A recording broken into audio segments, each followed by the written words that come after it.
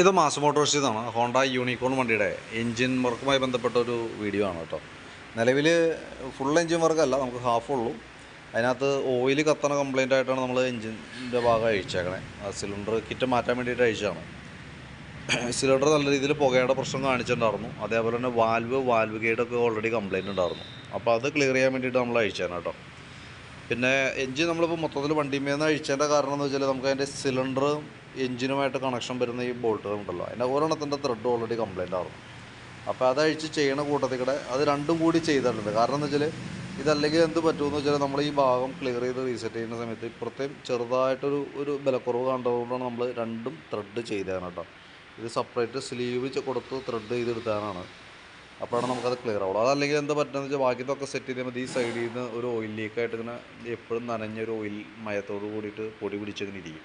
അപ്പോൾ അതില്ലാതിരിക്കാനായിട്ടാണ് നമ്മളത് ലേത്തി കൊടുത്ത് റെഡിയാക്കിയത്. രണ്ട് രീതിയിലാണ് ലേത്ത് വർക്ക് വന്നത്. ഒന്ന് നമുക്കതിൻ്റെ വാൽവ് കാര്യങ്ങളൊക്കെ കൊടുത്ത് ചെയ്തിട്ടുണ്ട്.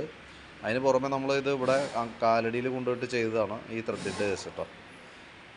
ത്രെഡ് ചെയ്യാൻ കാരണം അതിൻ്റെ ഓൾറെഡി ബോൾട്ട് ത്രെഡ് അഴിക്കുമ്പോൾ തന്നെ അതിൻ്റെ ത്രെഡ് ഇല്ലാത്തത് കൊണ്ടാണ് നമ്മളത് കൈയോടെ നോട്ട് ചെയ്തിട്ട് ഫസ്റ്റിലത്തെ വീഡിയോയിൽ പറഞ്ഞിട്ടുണ്ടായിരുന്നു. അതുകൂടി നമ്മൾ കൂട്ടത്തിൽ ചെയ്തു പോകണത്. പിന്നെ ഓൾറെഡി സിലിണ്ടർ നമ്മൾ മാറ്റി പുതിയത് സെറ്റ് ചെയ്യണേ.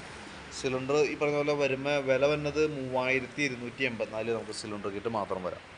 പിന്നെ നമ്മളത് അഴിക്കുമ്പോൾ അതിൻ്റെ ഗ്യാസ്കറ്റ് ഐറ്റംസൊക്കെ അത് സിലിണ്ടർ കിറ്റിനകത്ത് വരുന്നുണ്ട്. ഗ്യാസ്കറ്റ് റിങ്സ് കാര്യങ്ങളൊക്കെ വരുന്നുണ്ട്. പിന്നെ ഹെഡ് കവർ ഗ്യാസ്കറ്റ് മാറണം. എൻജിൻ്റെ ഉള്ളിൽ തന്നെ ക്യാം ചെയിൻ അത് മാറാൻ വേണ്ടിയിട്ടാണ് നമ്മൾ ഈ സൈഡ് അഴിച്ചത് കേട്ടോ. ക്യാം ചെയിൻ അഴിച്ച് മാറുന്നുണ്ട്. ഇതാണ് പഴയ ചെയിൻ കേട്ടോ. ചെയിൻ വരുമ്പോഴത്തേക്ക് നമുക്ക് 381 രൂപ നമുക്ക് ക്യാം ചെയിന് മാത്രം വരുന്നുണ്ട്. പിന്നെ അതിൻ്റെ ടെൻഷനറിന് ഏകദേശം വരുന്നത് 248 രൂപ ടെൻഷനർ വരുന്നുണ്ട്. കാർബറേറ്റർ ക്ലീൻ ചെയ്യേണ്ടതായിട്ടുണ്ട്. അതിൻ്റെ വാക്യൂം പിസ്റ്റൺ തേമാനം ഉള്ളതുകൊണ്ട് വാക്യൂം പിസ്റ്റൺ മാറ്റിയിട്ടുണ്ട്. അതിന് വേണ്ടിയിട്ട് 396 രൂപയുടെയാണ് നമ്മൾ എടുത്തേക്കണത്. K43 പാർട്ട് നമ്പർ വേരിയേഷൻ ഉള്ള മോഡലാണ്. പക്ഷേ കുഴപ്പമില്ല, നമുക്കത് യൂസ് ചെയ്യുന്നതിന് പ്രശ്നമില്ല. അത്രയും വില കുറയ്ക്കാൻ വേണ്ടിയിട്ടാണ് നമ്മൾ ഇത് എടുത്തത്. മറ്റേത് 700 സംതിങ് തന്നെ, 700 ചില്ലാൻ രൂപയാണ് നമുക്ക് അതിൻ്റെ റേറ്റ് വരാം. പിന്നെ സ്പാർക്ക് പ്ലഗ് മാറ്റുന്നുണ്ട്. ഹെഡ് കവർ ഗ്യാസ്കറ്റ് കാർബറേറ്ററിൽ വരുന്നത് ഈ ഒരു ജെറ്റ് മാറ്റുന്നുണ്ട്. കാർബറേറ്ററിൻ്റെ ഉള്ളിലാണ് ജെറ്റാണത്. പിന്നെ മൗണ്ട് റബ്ബർ എന്ന് പറഞ്ഞിട്ട് അതിൻ്റെ കവറിൻ്റെ മുകളിൽ വരുന്ന 2 ഓയിൽ സീൽ പോലത്തെ റബ്ബറുകൾ അത് മാറ്റി റീസെറ്റ് ആക്കുന്നുണ്ട്.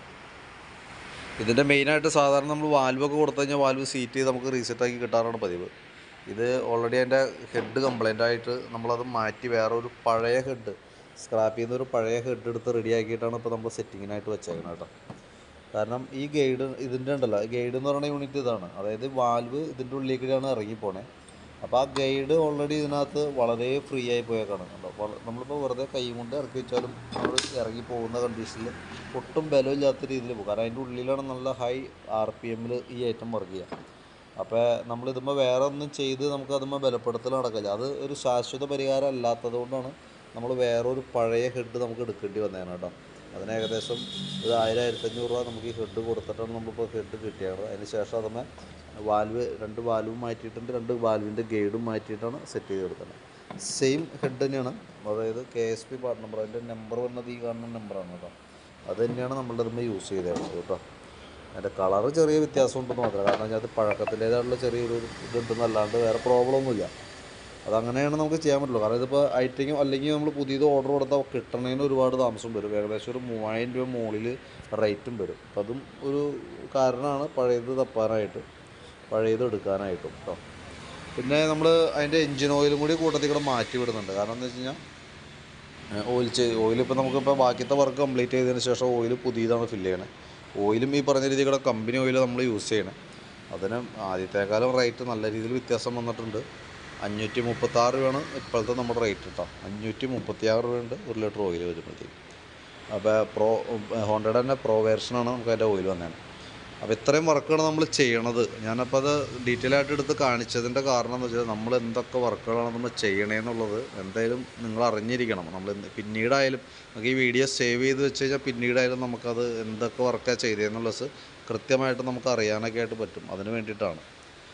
പിന്നെ ഈ ക്യാം ഷാഫ്റ്റിൻ്റെ ഈ സൈഡിൽ വന്ന 2 ബെയറിങ് നമ്മൾ മാറ്റി പുതിയത് അടിച്ചാണ് കേട്ടോ. ഇതിൻ്റെ പഴയ ബെയറിങ്ങാണ് ഈ കാണുന്നത്. ഓക്കെ, അപ്പോൾ അത്രയാണ് നമ്മൾ മെയിനായിട്ട് ചെയ്യണത്. പിന്നെ നമ്മളിപ്പോൾ ഈ ചെയ്യുന്ന വർക്കുണ്ടല്ലോ, ഇതൊരു വർഷത്തെ വാറണ്ടിയിലാണ് നമ്മൾ ചെയ്യണത്. 1 വർഷം അല്ലെങ്കിൽ 12,000 കിലോമീറ്റർ അത് കൃത്യമായിട്ട് നോക്കാം. ഓട്ടം കൂടുതലുള്ള വണ്ടിയാണെന്നുണ്ടെങ്കിൽ നമുക്ക് 1 വർഷം നോക്കരുത്, പെട്ടെന്ന് കിലോമീറ്റർ ആവും. 12,000 എന്നുള്ളത് 12,000 കിലോമീറ്റർ ആകുമ്പോൾ തന്നെ നമുക്ക് വാറണ്ടിയുടെ ആ ഒരു പീരീഡ് കട്ടാവും. ഇനി ഓട്ടോ കുറവാണ്, ചില വണ്ടികൾ ഇപ്പോൾ കാര്യമായിട്ടുള്ള ഓട്ടോ ഇല്ലാത്ത വണ്ടിയാണെങ്കിൽ പോലും നമുക്കൊരു 1 വർഷമാണ് അതിൻ്റെ കാലാവധി പറയാം. അതുകൊണ്ടാണ് 1 വർഷം അല്ലെങ്കിൽ 12,000 കിലോമീറ്റർ എന്ന് മെൻഷൻ ചെയ്യണം. അത് കൃത്യമായിട്ട് നോക്കാം. കറക്റ്റായിട്ട് അതിൻ്റെ സർവീസ് ഹിസ്റ്ററി കൃത്യമാണെങ്കിൽ വാറണ്ടി സംബന്ധമായിട്ട് എന്തെങ്കിലും കംപ്ലയിൻറ്റ് വന്നാൽ നമ്മളത് നമ്മുടെ ഉത്തരവാദിത്തത്തിൽ നമ്മളത് ചെയ്തു തരും കേട്ടോ. അപ്പോൾ അത് കൃത്യമായിട്ട് ചെയ്യണം. കാരണം നമ്മൾ 4 മാസം കൂടുമ്പോഴാണ് പീരിയോഡിക് സർവീസ് വരാം. അത് കൃത്യമായിട്ട് നമ്മുടെ അടുത്ത് ചെയ്തിട്ടുണ്ടാവണം, അതിൻ്റെ ഹിസ്റ്ററി നമ്മുടെ കയ്യിൽ ഉണ്ടാവണം. അതുണ്ടെങ്കിൽ മാത്രമാണ് ഒരു ക്ലെയിം വന്നാൽ നമുക്കത് റെഡിയാക്കി എടുക്കുക. കാരണം ഞാൻ കൃത്യമായിട്ട് മെയിൻ്റനൻസ് ചെയ്യുന്ന വാഹനങ്ങൾക്ക് കംപ്ലയിൻറ്റ്സ് കുറവാണ്.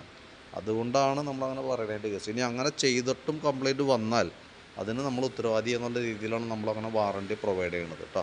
അപ്പോൾ ആ രീതിയിൽ കൃത്യമായിട്ട് ചെയ്യാനായിട്ട് ശ്രദ്ധിക്കുക. എൻജിൻ ഓയിൽ ഓരോ 3000 കിലോമീറ്റർ കൂടുമ്പോഴാണ് മാറ്റേണ്ടത് കേട്ടോ. 4 മാസം നോക്കി നിൽക്കരുത്. ഓട്ടം കൂടുതലുള്ള വണ്ടിയാണെങ്കിൽ 3000 കിലോമീറ്റർ പെട്ടെന്നാവും. ചിലപ്പോൾ 1 മാസം കൊണ്ടൊക്കെ ഓടുന്ന വണ്ടികളുണ്ടാവും. നേരെ മറിച്ച് 4 മാസം സർവീസിൻ്റെ ടൈമായിട്ടും ഓയിൽ 3000 കിലോമീറ്റർ ഓടാത്ത വണ്ടികളും ഉണ്ടാവും. അപ്പോൾ കിലോമീറ്ററിൻ്റെ അടിസ്ഥാനത്തിൽ മാത്രമാണ് എൻജിൻ ഓയിൽ മാറേണ്ടത്. പീരിയോഡിക് സർവീസ് കൃത്യമായിട്ട് നമ്മൾ 4 മാസത്തിലൊരിക്കൽ നിർബന്ധമായിട്ടും ചെയ്തിട്ടുണ്ടാവണം.